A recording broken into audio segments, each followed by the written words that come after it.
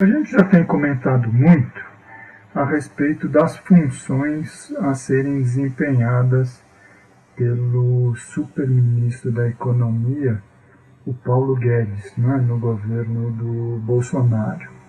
Todo mundo se lembra que quando o Bolsonaro ainda era apenas aquele caricato deputado federal há 28 ou 29 anos de mandato, que era conhecido apenas por ser um saudosista da ditadura, um defensor da tortura, um cara que defendia, né, com unhas e dentes aquela tese de que bandido bom é bandido morto, que o Brasil precisa mesmo é da pena de morte para botar ordem nessa bagunça.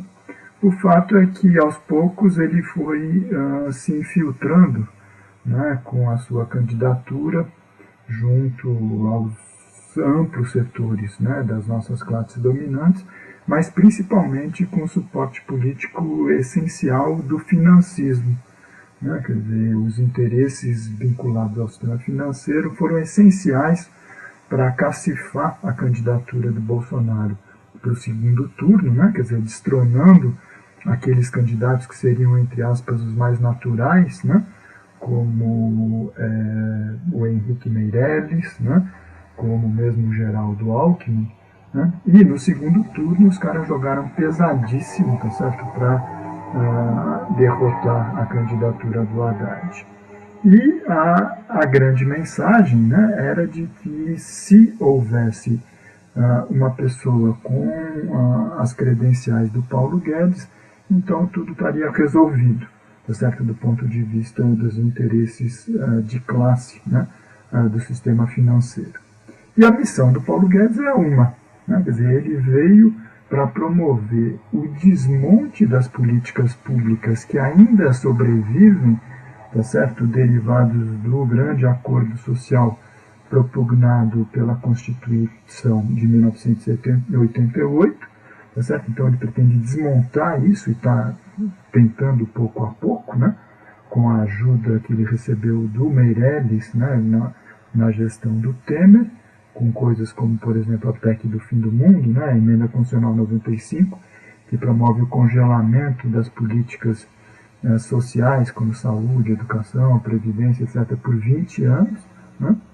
Mas, enfim, além do desmonte das políticas públicas, ele quer promover a destruição do Estado. Ele diz com todas as letras, né? Quer dizer, que a iniciativa privada é fundamental, ela é prioritária, e que a presença do Estado na economia só atrapalha.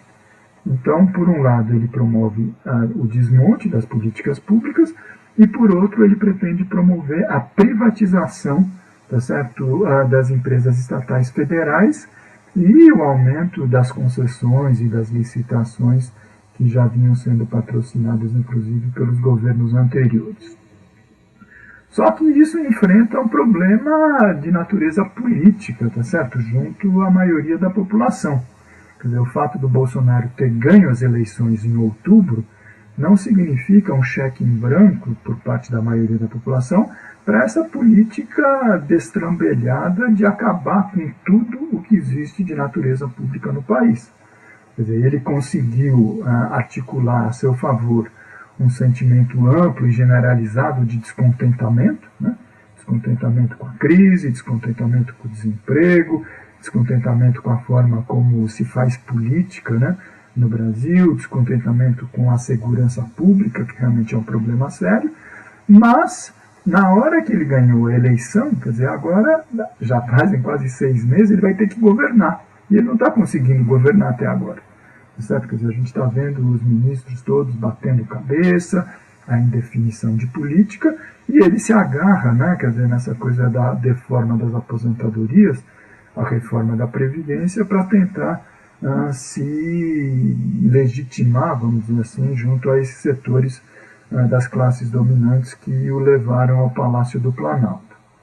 Agora, na semana passada, ele conseguiu uma grande ajuda de um setor que até então tinha ficado relativamente à parte desse debate da privatização, certo? Porque a nossa legislação é muito clara.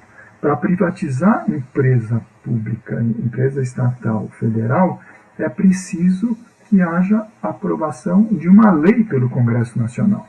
E é por isso que boa parte do processo está paralisado, tá certo? Porque o Bolsonaro achava que podia fazer na base da força e da vontade, eu quero, eu faço. E a questão acabou caindo no Supremo. E, para surpresa, quer dizer, o próprio Supremo, mais uma vez, rasgou a nossa Constituição, rasgou a grande maioria da legislação que trata desse assunto e resolveu liberar geral. Isso é uma loucura, quer dizer, os 11 ministros, por sua maioria, resolveram que não precisa de autorização legal para privatizar empresa federal. Isso é uma loucura, isso é um crime de lesa pátria. E qual foi a sutileza, tá certo, da firula jurídica que eles inventaram? Não, na verdade, vejam bem, brasileiros e brasileiras, a Constituição exige lei para privatizar apenas as empresas do grupo, tá certo? Quer dizer, as subsidiárias, elas não precisam de autorização. Isso é uma loucura, quer dizer, então você pega um conglomerado como a Petrobras, que tem centenas de subsidiárias, tá certo? Em áreas que vão desde extração de petróleo, refino, transporte, gás, distribuição, e todas essas o Supremo diz que podem ser privatizadas sem lei. Isso vale para o Banco do Brasil, isso vale para a Caixa Econômica Federal. Enfim, o Supremo acabou dando um cheque em branco para que Bolsonaro e Paulo Guedes entreguem a preço de banana, porque nem precisa haver licitação, segundo a interpretação do Supremo, essas empresas que são estratégicas para qualquer projeto de governo, de futuro, de país, tá certo? A preço de banana para o setor privado. E aí, em áreas estratégicas, como sistema financeiro, área de energia, área de transportes, tudo isso pode ser, a partir de algum momento, tá certo, transferido para o setor privado. Quer dizer, na verdade, isso é um crime não apenas contra as empresas estatais, é um crime contra a soberania nacional, é isso que está em jogo. Quer dizer, qualquer país hoje no mundo só consegue afirmar a sua soberania, principalmente um país subdesenvolvido, quer dizer, que não está no patamar dos países europeus ou dos Estados Unidos como o Brasil, se ele tiver um forte protagonismo do Estado em áreas estratégicas. Essa balela de deixar para a iniciativa privada, essa mentira de deixar que tudo se resolva em função do jogo das livres forças de mercado, isso é uma falácia, isso é uma mentira. Porque empresas do porte de uma Petrobras distribuidora, de uma Petrobras de gás, de um Banco do Brasil, de uma empresa de Correios e Telégrafos, de uma Caixa Econômica Federal, de uma Eletrobras, vai ser mais um gigante em mãos do capital privado, como aconteceu na área de telecomunicações, como aconteceu na grande maioria das distribuidoras de energia elétrica pelos estados, tá certo? Quer dizer, então a sociedade precisa despertar, tá certo, para esse crime, ela precisa se manifestar contra essa ideia de privatizar a qualquer custo e principalmente para recuperar um elemento fundamental de garantia da soberania nacional. Quer dizer, não existe um país soberano se ele não tiver força e presença em setores estratégicos que não sejam dominados pelo grande capital financeiro internacional.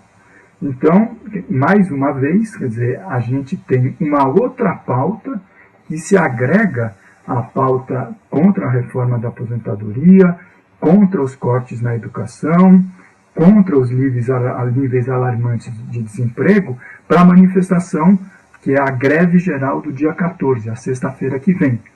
E a nova pauta que se agrega nesse amplo movimento que vai parar o nosso país é a luta contra a privatização, contra a entrega de empresas essenciais para o desenvolvimento econômico e social do nosso país que se pretende dar ao capital financeiro internacional.